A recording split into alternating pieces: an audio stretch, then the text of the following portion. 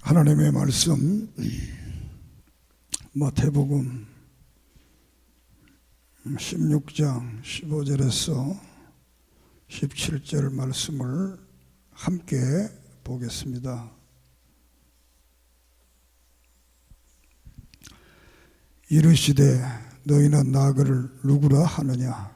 시몬 베드로가 대답하여 이르되 주는 그리스도시요 살아계신 하나님의 아들이시니이다. 예수께서 대답하여 이르시되 바요나 시몬아 네가 복이 있도다. 이를 내게 알게 한 이는 혈육이 아니요 하늘에 계신 내 아버지시니라. 아멘. 하나님 은혜를 감사합니다. 오늘 한 주간 동안 상처받은 심령들이 말씀으로 치유케 하시고 새롭게 되는 역사들이 있게 해 주시옵소서. 성령님께서 이 자리에 우리와 함께 하시고 믿고 깨닫고 회개하고 감동하고 새로운 역사들이 일어날 줄을 믿습니다. 종을 붙들어 주시고 말씀을 바로 증언할 수 있도록 도우시며 예수 그리스도 이름으로 이적과 기적과 능력과 권능의 역사가 있게 해 주시옵소서. 예수님의 이름으로 간절히 기도드립니다. 아멘. 할렐루야. 하나님의 은혜와 사랑과 축복이 함께 하심을 믿습니다. 오늘 설교는 지난 말씀에 이어서 말씀을 드리게 됩니다. 마태복음은 이 16장까지는 예수님의 인격에 대해서 말씀을 드리고 16장 이후에서는 예수님의 사역에 대해서 말씀을 하고 있습니다. 이 16장은 대단히 중요한 건데 이 16장은 예수님이 이 땅에 다시 오시는 그날까지 우리에게 묻는 질문입니다. 그 질문은 따라합시다. 너는, 나는, 너는 나를 누구라 하느냐? 이 말은 예수님께서 제자들을 보고 너희들은 나를 누구라 하느냐? 이 질문이 되겠습니다. 이 질문은 주님 오실 때까지 이 질문이 계속되고 우리는 이 질문에 대한 바른 답, 바른 고백을 해야만이 구원에 이를 수가 있게 되겠습니다. 이 질문을 하기까지 1장에서 25장까지 예수님이 이 땅에 태어나심의 그 사건과 또 40일의 금식기도와 수많은 사람들의 치유와 표적과 기사와 능력과 모든 권능을 나타냈습니다. 그리고 이제 내가 누구냐 이런 질문을 하게 됩니다. 그래서 그 질문 가운데 많은 사람들이 예수님은 세례 요한이다. 예수님은 구약의 엘리야다. 예수님은 구약의 선지자 예레미야다. 또 그 중에 어떤 선지자다. 이렇게 사람들이 말을 한다 그랬습니다. 그래서 그럼 너는 나를 누구라 하느냐 너희들은. 그때 이 베드로가 주는 그리스도시요 살아계신 하나님의 아들이다. 이렇게 고백을 합니다. 이 말은 그리스도란 말은 예수님이 하나님이다 그 말입니다. 그리스도는 기름 부어 세운 자로서 왕과 제사장과 선지자가 되는 사람으로 오신 하나님. 이걸 우리가 아마 성육신 이렇게 합니다. 그 하나님. 그 하나님을 나의 주인으로 나의 구세주로 믿습니다. 여기 하나님의 아들이란 말은 하나님입니다 라는 말입니다. 왜냐하면 그 당시 문화로 당신이 하나님이다 이렇게 말하면 안 되기 때문에, 죽기 때문에 표현을 하나님의 아들입니다 이런 말을 합니다. 이랬더니 예수님께서 아주 감동하셔가지고, 성경 가운데 가장 감동하신 부분이 이 부분입니다. 예수님 생애 3년의 공생애 가운데 시몬아 내가 복이 있다, 이를 내게 알게 한 것은 혈육이 아니고 하늘에 계신 내 아버지다. 그러니까 예수 그리스도를 하나님으로 구세주로 믿는 것은 우리들이 육신적으로, 인간의 이성적으로 믿을 수가 없다는 것입니다. 하나님이 믿게 해야 된다라는 겁니다. 우리가 요한복음 1장에서도 영접하는 자, 그 아들을 믿는 자에게 하나님의 자녀가 되는 권세를 주셨는데, 이것은 육적으로나 혈통으로 된 것이 아니고 하나님께로부터 된 것이다. 하나님이 믿음을 줘서 이런 고백을 하도록 해야만이 된다는 거예요. 이 놀라운 고백을 통해서 예수님께서는 이것은 베드로에게만 주신 권세가 아니고 모든 그리스도인에게 주신 권세인데, 그 위에 내가 교회를 세우겠다. 그러면서 음부의 권세가 이기지 못하고 천국 열쇠를 내게 주겠다. 네가 땅에서 풀면 하늘에서도 풀리고, 네가 땅에서 매면 하늘에서도 매일이라는 축복의 약속을 하고 있습니다. 이제 기독교회는 고백 후에 이 하나님의 말씀을, 하나님이 내 예수 그리스도가 나의 구세주, 이 고백 위에 세워진 교회가 오늘의 교회. 그렇죠. 이 교회가 이런 바른 고백이 없다면 이 교회는 세상의 공회당과 마을 회관과 똑같습니다.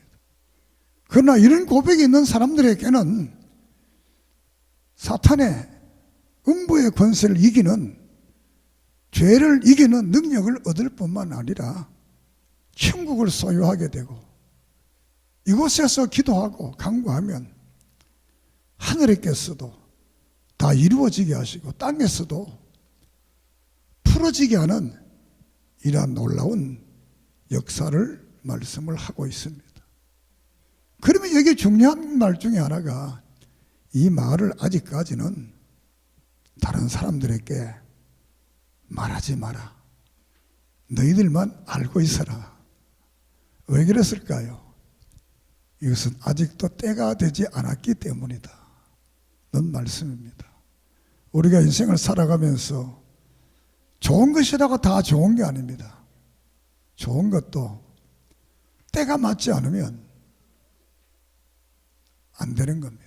우리 잠언 25장에 보면 새벽에 큰 소리로 축복을 하면 사람들이 복으로 듣는 게 아니라 저주로 듣는다 그랬습니다. 그래서 마태복음에서는 이 예수님에 대해서 아직 때라는 말씀을 많이 사용을 하고 있습니다. 이렇게 해서 그리스도에 대한 부활의 말씀을, 이 아름다운 고백을 한 후에 이제 17장에 넘어가서 이제 변화산에서 예수님의 원래의 모습, 예수님의 원래의 모습을 빌립보서 2장에서 말하기를, 그는 원래 하나님인데, 원래 본체가 하나님과 똑같은 분인데 사람으로 이 땅에 와서 우리를 구원하기 위해서 십자가에 죽으신 분이다. 그리고 히브리서 2장에서는 왜 예수님이 천사보다 못했느냐? 그거는 택한 백성들을 구원하기 위해서 사람으로 왔기 때문에 그렇다. 그렇지만 예수님은 하나님이시다. 이 바른 고백을 한 이들을 통해서 예수님께서는 변화산에 올라가서 자신의 원래의 모습, 다시 말하면 하나님이심을 저들에게 보여주는 겁니다. 그 장면 속에 엘리야가 나타나고 모세가, 예수님이 나타나고, 거기서 너무나 좋아서 베드로는 여기에 초막셋을 지어서 하나는 예수님을 위해서, 하나는 모세를 위해서, 하나는 엘리야를 위해서, 우리는 그냥 이렇게 땅바닥에 살아도 좋습니다. 이런 놀라운 천국의 역사의 광경을 이들은 목격하게 됩니다. 이 놀라운 천국 역사의 광경은 베드로후서 1장에서는 설명을 하고 있지 않습니다. 하면서 선지자들이 말한, 성령이 말한 그것만 믿어라. 왜냐하면 이 천국의 놀라운 역사, 하나님의 그 모습은 우리 인간은 표현할 수도 없고 이해할 수도 없고 말할 수도 없기 때문이다. 왜냐하면 우리가 사는 세상은 상대적 세상이기 때문에 내가 배우고 듣고 보고 아는 것, 그 이상의 것을 말할 수가 없습니다. 하나님의 나라는 절대적인 곳이기 때문에 이 세상과 비교를 할 것이 없습니다. 이 세상과 비교할 곳이 없을 정도로 좋은 것이니까 사도들은 천국의 환경과 천국의 삶을 침묵하고 있고 예수님도 비유로만 말씀을 하고 있다. 그래서 예수님께서는 천국이 얼마나 좋으냐, 네 손발 잘라버리고도 갈 수 있으면 가라. 천국이 얼마나 좋으냐, 너 재산 다 버리고도 갈 수 있으면 가라. 천국이 얼마나 좋으냐, 네 목숨을 버리고라도 갈 수 있으면 가라. 네 목숨을 버려서라도 갈 수 있으면 가라. 천국이 그만큼 좋다는 거야. 우리의 생명보다 더 귀한 게 있다는 게 어디에 있겠어요? 예수님은 천국의 그 모습을 너 생명을 바쳐라도 갈 수 있는 길이 있으면 가라는 거야. 그 길을 예수를 믿고 이 바른 고백을 하는 사람들에게는 그 천국을 주신다는 겁니다. 믿습니까? 바른 신앙을 고백을 하는 사람들에게 천국의 모습을 보여주게 됩니다. 오늘 또 신앙의 바른 고백을 하는 사람들은 하나님이 여러분에게 때로는 꿈으로, 때로는 환상으로, 때로는 여러 가지 모습으로, 때로는 여러 가지 형태로 나타날 수가 있습니다. 그러므로 날마다 우리는 예수 그리스도는 나의 구세주요, 나의 하나님이시요, 나의 구주이십니다, 이런 이 고백을 늘 드리는 은혜가 있기를 바랍니다. 오늘 사도신경의 이 고백은 그리스도에 대한 놀라운 고백입니다. 창조에서부터 하나님의 나라까지를 내가 다 그대로 믿는다 라는 이 고백입니다. 이 고백 속에 교회가 세워지고 이 고백을 하는 사람들이 모이는 곳이 교회예요. 이 아름다운 고백을 하는 사람들에게는 하나님께서는 천국의 놀라운 역사를 보여줍니다. 그러나 그 놀라운 천국의 역사 속에서만 살 수가 없습니다. 그래서 이 땅에, 그래서 베드로와 야고보 요한을 산 위로 내려가게 하고, 내려가니까 세상에 또 복잡한 일이 생겨나게 됩니다.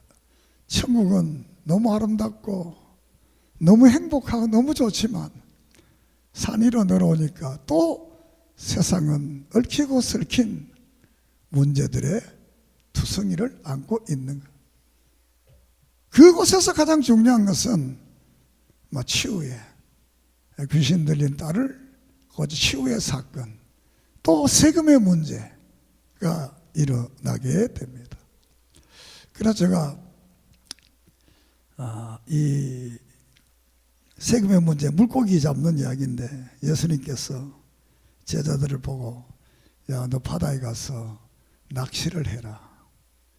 낚시를 하면 고기가 낚이는데 그 속에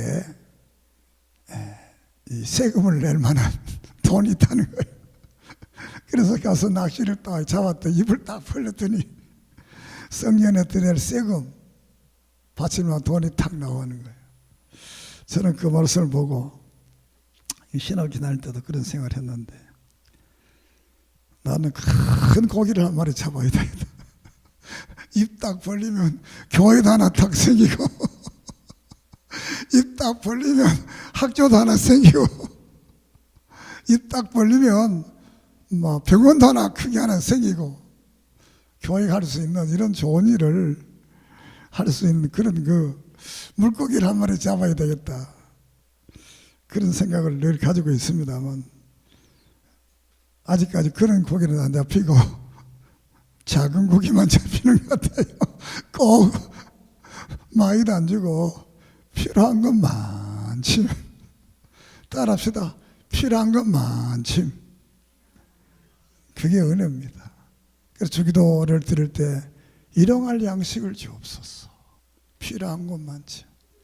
사실 우리 인생이 살아간다는 것은 많은 사람들은 이렇게 생각, 얼마나 소유하느냐, 얼마나 버느냐, 얼마나 가지느냐, 여기에 사실 목숨을 걸고 있습니다. 그러나 그것으로는 우리가 행복할 수가 없습니다.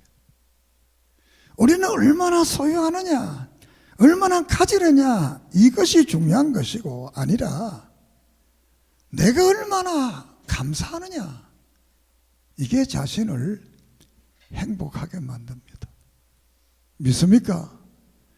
내가 현재 있는 이 삶 속에서 얼마나 내가 이것을 가지고 감사하느냐, 그러면 인생이 바뀌는 것, 삶이 행복해지는 겁니다. 늘 얼마나 소유하느냐, 여기에 인생을 걸면 그 인생은 불행합니다. 내게 하나님 준 축복을, 내가 주신 은혜를 내가 늘 얼마나 감사하느냐, 이런 삶의 태도를 가지고 인생을 살아가기를 바랍니다. 이렇게 해서 왕의 아름다운 모습을 보여주고 18장에 가서는 용서에 대한 설교를 하게 됩니다. 사람이 잘못하면 몇 번 용서합니까? 그래서 7번 할까요? 물으니까 예수님은 7번을 70번까지. 용서라는 것은 끝이 없다는 겁니다. 용서. 그 용서라는 말은 단순하게 말하면 지은 죄나 잘못에 대해서 꾸짖지 않고 따지지 않고 벌주지 않고 그냥 너럽게 그냥 봐주는 거, 그게 용서. 따지고 벌주고 꾸짖고 이런 건 용서가 아니라는 거예요. 용서라는 것은 아무리 잘못했더라도, 아무리 죄가 많더라도 꾸짖고 따지지 않고 그냥 봐주는 것. 이것이 주님의 용서요, 주님의 사랑이요, 주님의 사죄의 능력이요, 십자가의 역사입니다. 믿습니까?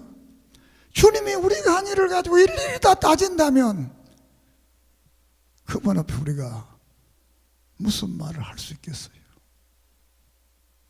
용서하지 못한다는 것은 내가 아직도 교만하다라는 것, 용서하지 못한다는 것은 아직도 내가 살아있다라는 것입니다.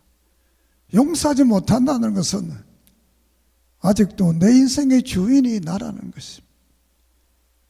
만약 내 인생의 주인이 예수님이라고 고백을 했다면 우리도 예수님처럼 용서하는 그런 놀라운 은혜가 있기를 바랍니다. 그래서 용서에 대해서 말합니다.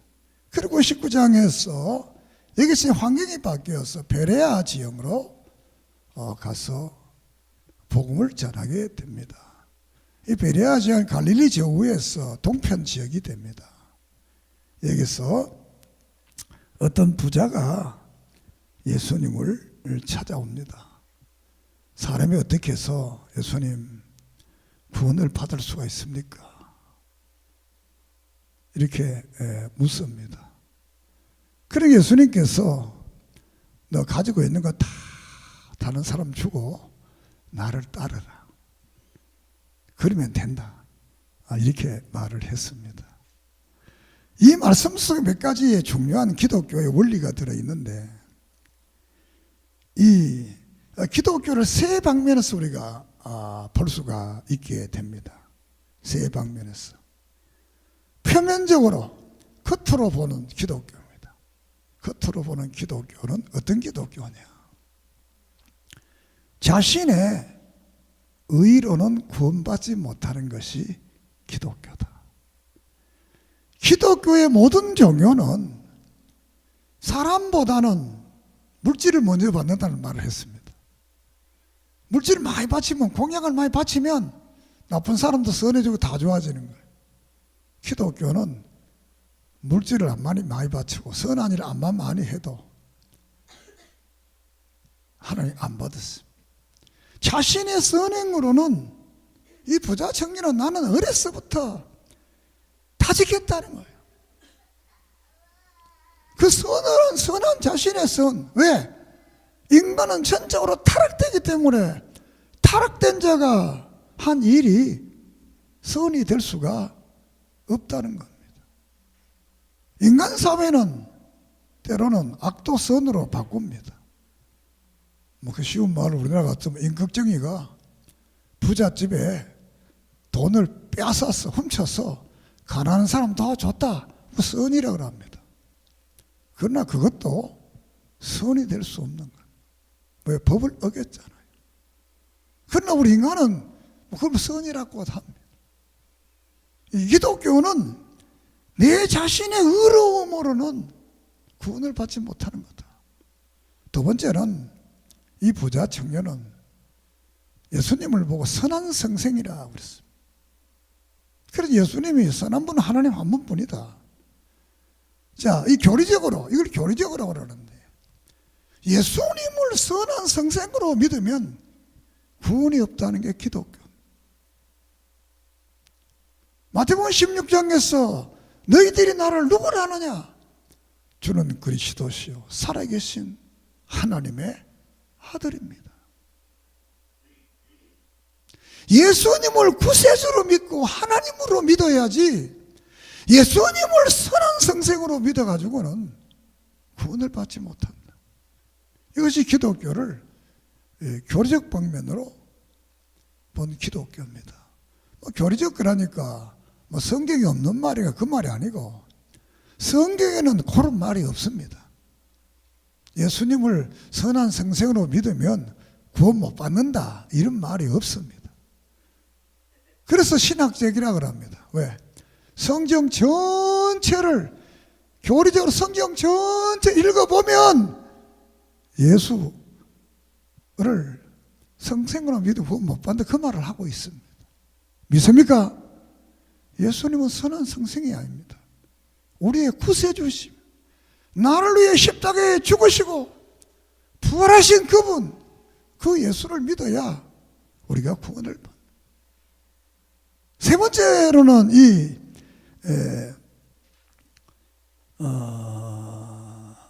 실제적으로 기독교는 어떤 기독교냐? 실제적으로는 하나님 앞에 나가서 나는 죄인입니다. 내 스스로 구원받았으면 죄인입니다. 양심적으로 하나님 그분 앞에 죄를 고백해야 돼요.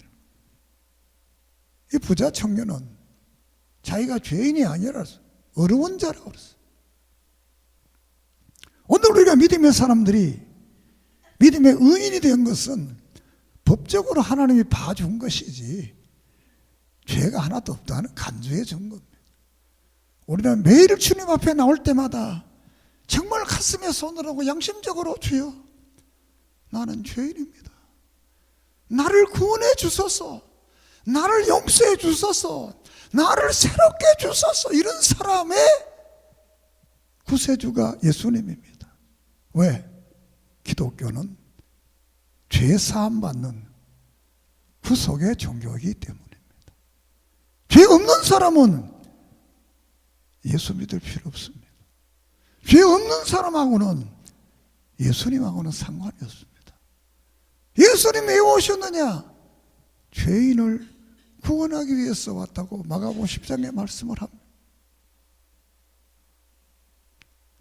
그러므로 우리는 예수님을 나의 구세주로 믿고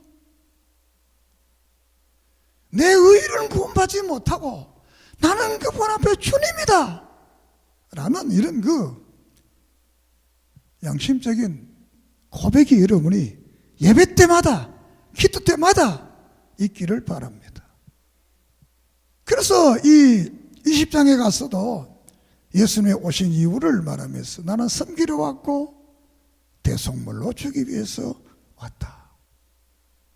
다시 말하면 양심의 죄인이라 이 하지 않으면 대속에 아무 의미가 없는 겁니다.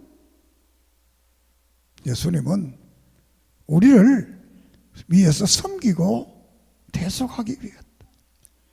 기독교는 섬김의 종교입니다. 기독교는 섬김을 받는 종교가 아닙니다. 어느 날 이 어거스틴의 제자들이 어거스틴에게 물었습니다. 선생님, 기독교의 덕목이 첫째가 뭡니까? 물으니까 겸손이다. 두 번째 덕목은 뭡니까? 물으니까 겸손이다. 세 번째 덕목은 뭡니까? 겸손이다. 사랑 여러분, 기독교는 겸손해지는 것. 예수 그리스도께서 나를 위해 십자가에 죽으시고 그분도 겸손하게 사람으로 와서 우리를 섬기신 분이. 그러므로 우리는 주님이 오신 이유를 바로 알고 그분이 섬기려고 오셨고 우리를 대속하게 오신 그 의미를 바로 알고 구원받은 자로서 우리는 늘 이 땅에 살아가면서 섬기는 그런 삶이 있기를 바랍니다. 그래서 나보다 다른 사람을 늘 낮게 여기라, 이렇게 말씀을 하고 있습니다. 하나님이신 그분이 누굽니까? 요한복음 13장에 보면 세족식을 하잖아요. 제자들의 발을 씻기잖아요. 그 당시 풍속으로, 그 당시 문화로는 도저히 할 수 없는 일입니다. 이는 보통 일이 아닙니다. 종들만 한 일인데 성승했어요. 그 베드로가 안 된다 그랬잖아요. 그러니까 안 시키면 너와 상관이 없다 그러니까 베드로는 성질이 급하니까 그럼 나를 목욕까지 시켜달라고 그래요. 사랑 여러분, 주님이 우리를 위해서 이런 용서와 이런 사랑과 섬김을 나타냈습니다. 이 땅에 살아가면서 우리들의 모든 삶이 섬기는 은혜가 있기를 바랍니다. 내가 아직도 섬기지 못한다는 것은 내가 아직도 다른 말로 하면 교만하다는 거예요. 아직도 내가 사탄의 이 사슬에서 완전히 벗어나지 못했다는 거예요. 아직도 내가 한 다리는 세상에, 한 다리는 하나님께 걸치고 있다는 거예요. 왔다 갔다 한다는 거예요. 우리는 용서를 말하면서 자신의 오심에 대한 섬김을 이렇게 말씀을 하고 있습니다. 그리고 21장에 가서는 이제 예루살렘으로 이제 예수님이 올라가게 됩니다. 이 올라가심이 마지막 예루살렘 입성이 됩니다. 그래서 성전에 가서 청결케 합니다. 성전에서 장사를 하는 모든 사람을 쫓아내고 비둘기 다 쫓아냅니다. 왜냐하면 교회가 이제 변질 때니까 교회가 이 앞마당이 장사터가 시장이 되는 겁니다. 뭐 세상 말로 그렇잖아요. 장사가 잘 되려면 목이 좋아야 된다. 사람이 많이 다니는데 그거다 둬야 장사가 잘 될 거 아니에요. 물론 뭐 특별한 경우에 저 멀리 있어도 뭐 잘 될 수도 있지만, 오늘 시대는 뭐 교통이 빠르니까 교통이 좋으니까 멀리도 갈 수 있지만, 이 시대는 이 몫이란, 그래서 이 뇌물을 줘가지고 자꾸 이 성전 가까우로 자꾸 이게 이 자판이 옮겨지는 거예요. 그래서 그것을 교회는 장사하는 곳이 아니다.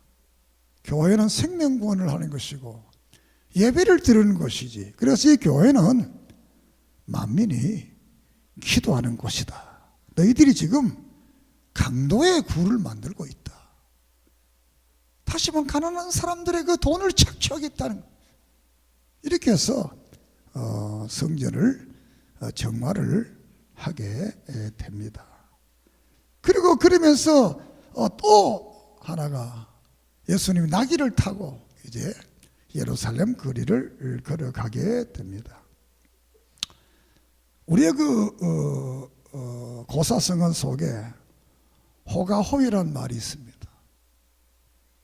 여우가 호랑이를 딱 타고 있으니까 사람들이 다, 짐승들이 전부 절을 하고 도망가는 거야. 그러니까 여우가, 이야, 내가 이게 대단한가 보다. 세상에 이런 사람이 많다는 거야. 오늘 또 교회 속에서 예수님을 앞세웠어. 예수님을 빙자했어. 여우처럼 교만하고 여우처럼 대우받으려고 여우처럼 이런 사람들이 많습니다. 우리는 정말 주님을 본받았어. 그 옷을 벗어서 그를 섬기는 자가 있는가 하면 그를 통해서 자기를 나타내는 사람들. 여러분은 여러분의 옷을 벗어서 정말 그분을 섬기는 일에 여러분의 마지막 인생을 걸어보기를 기대합니다. 믿습니까? 그 12장에 와서 이제 십자가를 앞두고 대강령을 말합니다.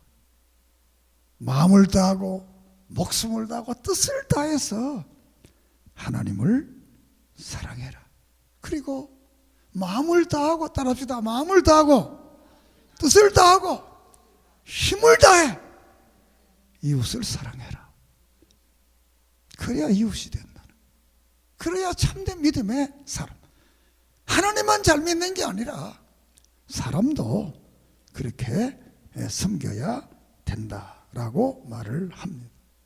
그리고 23장에 가서 이제 유대교를 예수님께서 책망을 하게 됩니다. 유대교는 아벨에서부터 사가랴까지 정말 진실한 선지자들을 죽인 자들이다. 그렇게 하면서 너네 외식을 하고 천국 문을 막고 있고 사람들을 지옥을 가게 만들고 거짓 맹세를 하게 하고 회칠한 무덤과 같고 탐욕과 타락으로 너희들이 지금 모세의 자리에 앉아있다. 이렇게 말씀을 하고 있습니다. 혹시 나 때문에 교회가, 혹시 나 때문에 천국문이 먹히고, 혹시 나 때문에 인간과 끼어지고 이런 일들이 일어나서는 안 됩니다. 그래서 여기에 23장에는 유대교의 7화에 대해서 말씀을 하고 있습니다. 화라는 것은 요한계시록 심판을 말합니다. 이렇게 하게 되면 심판받는다. 그리고 마지막으로 24장, 25장까지 24장에서는 종말에 대해서 말씀을 하고 있습니다. 오늘 21장까지, 23장까지만 말씀을 드리고 24장에서 마지막 장까지는 다음 주일날 말씀을 드리겠습니다. 자, 오늘의 설교의 제목이 뭐지요? 왕들의 고백. 왕들의 고백. 그 왜 왕들로 왕들의 고백이라 그랬느냐? 우리가 고린전서 4장 8절이나 디모데후서 2장 13절에 보면 12절에 보면 성도들을 보고 왕이라고 선언을 합니다. 선언적인 왕. 두 번째로는 고린전서 15장 25절, 계시록 5장 10절, 베드로전서 2장 9절에는 이 지상에 있는 성도들이 왕이다 이렇게 왕으로 비유를 합니다. 실질적인 왕은 아닌데 왕으로 비유를 하고 있습니다. 그리고 계시록 20장 4절 6절에는 천년왕국에서 천년 동안 왕노릇한다라는 말씀을 합니다. 그리고 계시록 22장 5절에는 영원한 천국에 가서 세세토록 왕노릇한다. 믿습니까? 성도들을 왕으로 비유했어요. 왕으로. 그래서 이 왕들의 고백이라는 것은 진정 예수 그리스도를 나의 구주로 믿는 사람들은 예수를 나의 구세주, 나의 하나님, 나의 왕으로 고백해야만이 된다. 우리는 왕이기 때문에 우리가 이 고백을 해야 된다는 그 말입니다. 그 고백이 뭐냐? 이 마태복음은 사람의 아들로 시작됩니다. 선택된 아브라함과 다윗의 자손으로 온 그 예수 그리스도를 16장에서 베드로를 통해서 고백을 하게 합니다. 그리고 27장 45절에서 예수님이 십자가에서 죽는 그 모습을 보고 많은 사람들이, 우리가 27장 54절을 한번 읽어보겠습니다. 마태복음 27장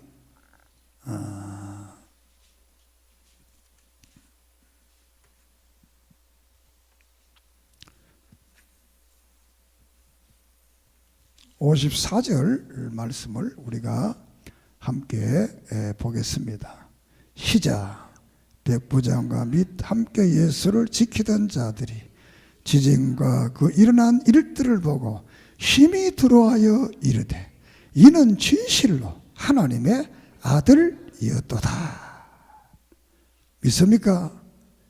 십자가의 주위에 있던 그들이 예수님이 죽는 그 모습을 보고, 그 놀라운 역사를 보고 백부장과 많은 그 사람들이 이분은 정말 하나님의 아들이었도다.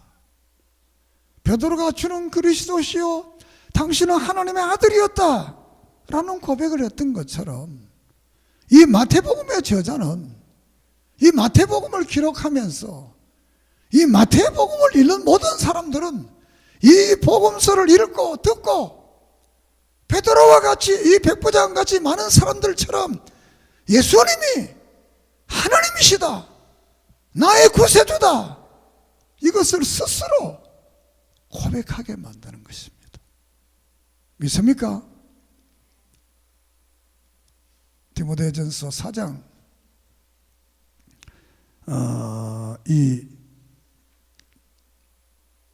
에 보면 너 자신과 듣는 사람을 구원케 하라 이렇게 말씀을 합니다.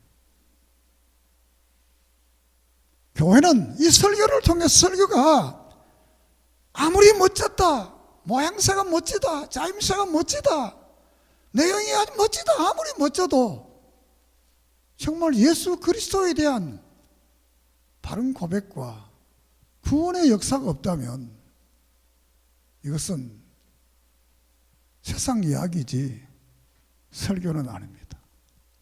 오늘 여러분들 예수 그리스도를 정말 나의 구세주로 고백하는 이 고백을 통해서 이 땅에 사는 날 동안 베드로와 같은 음부의 권세를 이기고 천국 열쇠를 가지고 여기서 무엇을 매든지 풀든지 열리는 열림의 축복이 여러분의 있기를 주의 이름으로 축원합니다. 기도드리겠습니다. 하나님, 우리가 무언데 왕이라고 했습니까? 우리의 왕들의 고백은 바로 예수님이 만왕의 왕이고 나의 구세주고 나의 하나님이신 것을 고백한다고 했어. 우리는 이 고백을 함으로 성경이 말하는 왕들의 삶을 이 땅에 살아가게 해 주시옵소서. 거지 같은 삶이 아니라 왕들의 삶을 살아가게 해 주시옵소서. 예수님의 이름으로 기도드립니다. 아멘.